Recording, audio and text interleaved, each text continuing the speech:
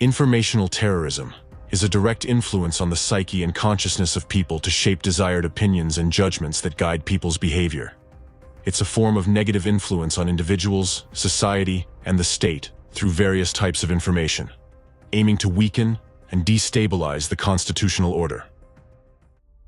Nowadays, simply scrolling through the news feed in your gadget in the morning can make you a victim of informational terrorism, murders, shootings, persecutions, slander, suffering of innocent people, story after story.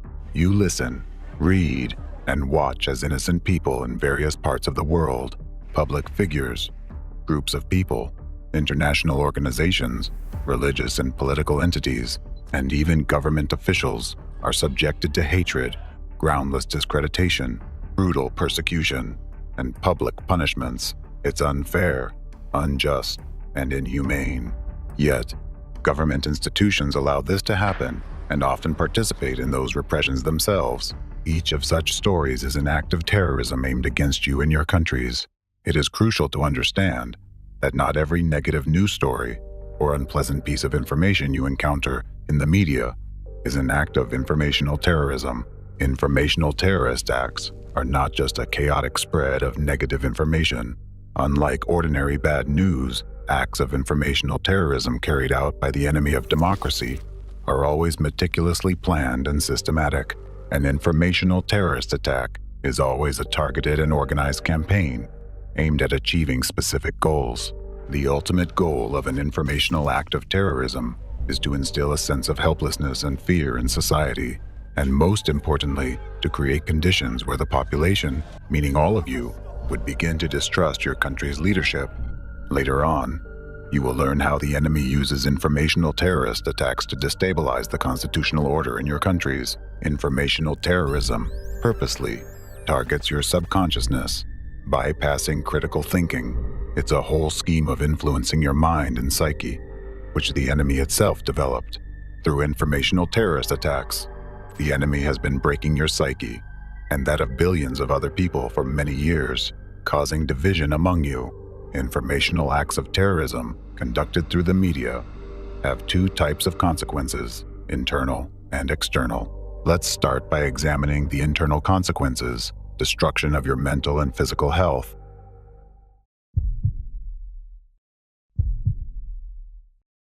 Cardiovascular diseases have been the leading cause of death worldwide for 20 years and remain at the top of the list of the 10 leading causes of death. However, they never claimed as many lives as they do nowadays. WHO has indicated these diseases to be the main cause of death globally over the past 2 decades. According to data from the Centers for Disease Control and Prevention, CDC, about 697,000 people died from cardiovascular diseases in the USA in 2020, which makes up 1 in every 4 deaths. In Europe, the European Society of Cardiology, ESC, reports that cardiovascular diseases cause about 4 million deaths annually, making up almost half of all deaths on the continent. In Russia, cardiovascular diseases accounted for over 45% of all deaths in the country in 2021. Why, despite the advancement of healthcare and the implementation of new technologies, does the problem not only persist, but continue to aggravate? While many risk factors are named, the primary cause is frequent or chronic stress. Stress is a fear for one's life and safety. In present-day society, people have become accustomed to this kind of fear as an integral part of their lives. However, what causes this constant stress? And how have people been kept in this state for more than 30 years? The root cause of continuous stress is the numerous informational terrorist attacks that people worldwide are subjected to every day through the media. The impact of the informational acts of terrorism on human health has been thoroughly studied and scientifically proven. Let's look at the facts discovered by the Department of Psychology and Social Behavior of the University of California. Allison Holman and her colleagues from the University of California, Irvine collected data on the mental state of about 5,000 Americans for their study. This data collection was completed right before the Boston Marathon bombing on April 15, 2013, where hundreds of people were injured. Mass media extensively covered the incident, repeatedly showing footage of the explosion, the ensuing horror, and people's deaths. They also published harrowing photos, blood-stained sidewalks, people who lost their limbs, and many other frightening images. A few weeks after the attack, the researchers decided to assess changes in the mental state of those people whom they had previously surveyed, following the Boston tragedy. It was no surprise that the mental health of those present at the scene of the terrorist act had significantly deteriorated. However, the researchers discovered something unexpected. The psyche of those surveyed who were not present at the tragedy site, but later watched the news about it, suffered much more. The high level of stress those people experienced wasn't related to them personally, knowing anyone who had died, had been injured, or present at the explosion site. Their stress was solely due to the constant stream of information released by the media. Another study proved that repeated media coverage of the Boston Marathon bombing caused more acute stress in those who watched and read about it, compared to the direct influence of the terrorist attack on those who were at the explosion site. Moreover, it became obvious that media coverage of such events could rapidly spread acute stress among a large number of people. A number of studies confirms that exposure to traumatic content can activate fear circuits in the brain and trigger memories, the two key processes linked to the development of post-traumatic stress disorder, PTSD. Similarly, repeated coverage of traumatizing stories in mass media can prolong acute distress. Unlike collective trauma that can fade over time, media exposure maintains an acute stress response by keeping traumatic memories active in a person's consciousness. This can contribute to continuous replaying of the same anxious or depressive thoughts or memories. These kinds of thoughts themselves can induce stress even when there is no immediate cause for concern. Such mental rumination worsens a person's psychological state and influences their physical health. Extensive media coverage makes local disasters more widely known, spreading their influence beyond the incident area and turning them into public traumas with negative health consequences. For example, television coverage of the Oklahoma City bombing, the Waco tragedy, and the events of September 11th caused widespread PTSD among people. Let's consider the findings of another study. Research on the consequences of the 9/11 terrorist attack found that acute stress reactions to the events of September 11th, 2001, caused a 53% increase in cardiovascular diseases in the following 3 years. Within a few weeks after September 11th, 2001, there was a significant rise in cardiovascular diseases in New York and surrounding areas. The same was observed in Florida, suggesting that people who experienced stress from watching the terrorist attacks in mass media developed health problems. Moreover, similarly to the Boston bombing case, people who suffered from distress were neither participants nor direct witnesses of the attack.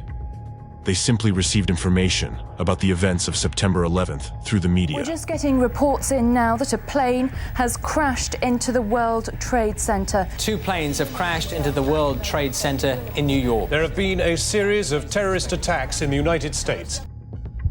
All of this indicates a direct link between informational terrorist attacks in mass media and deterioration of people's health. Today, many studies focus on the influence of negative information on human mental and physical health. Research on the aftermath of numerous crises has led to the conclusion that the more manipulative news a person consumes, the higher the likelihood they will develop symptoms of stress, anxiety, and PTSD.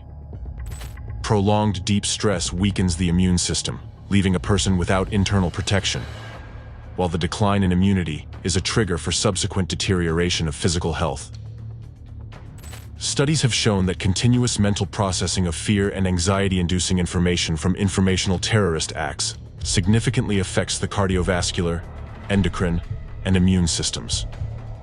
This contributes to the development of related diseases: acute myocardial infarction, sudden cardiac arrest, ischemic heart disease, heart failure, and arrhythmia.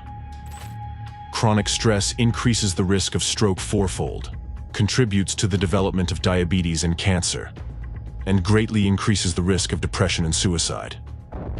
All of these indicators have drastically surged over the past 30 years.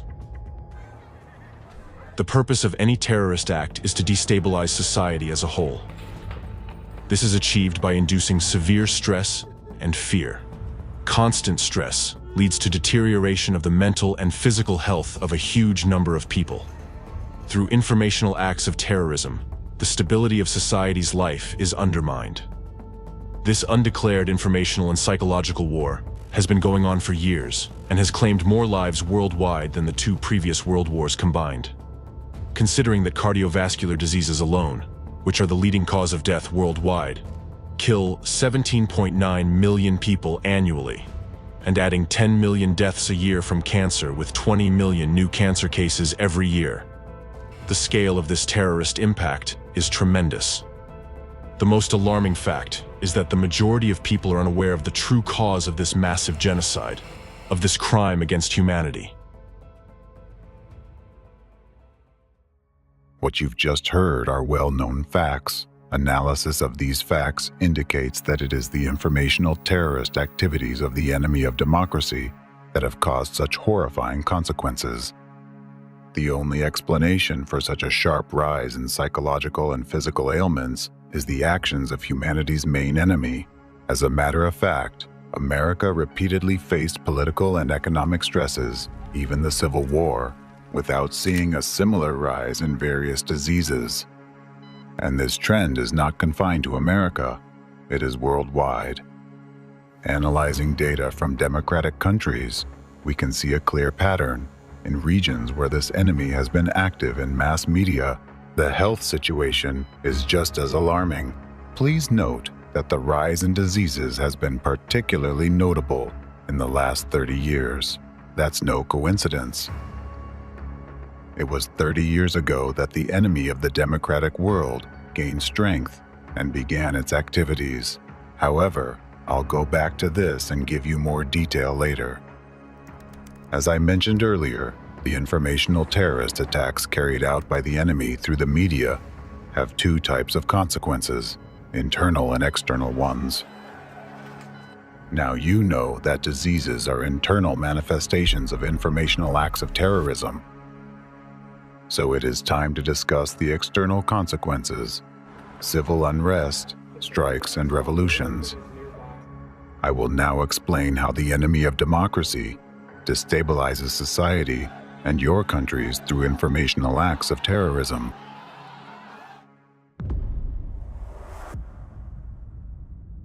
Any informational act of terrorism carries lies, manipulation, and incitement to hatred or violence. By means of informational terrorist attacks, the enemy instills destructive beliefs into your subconsciousness, filling you with fear and eroding your patriotism. How does this happen?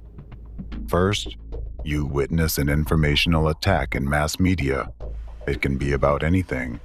For example, a story with false accusations against individuals, whether they are politicians, business people, believers, or supporters of some political parties. Accused of facing persecution. People have been arrested. Get arrested. It's a human rights violation. Human rights violation of our generation. Human rights violation. And systematic violation of human rights. On the one hand, you trust the media that broadcasts this story.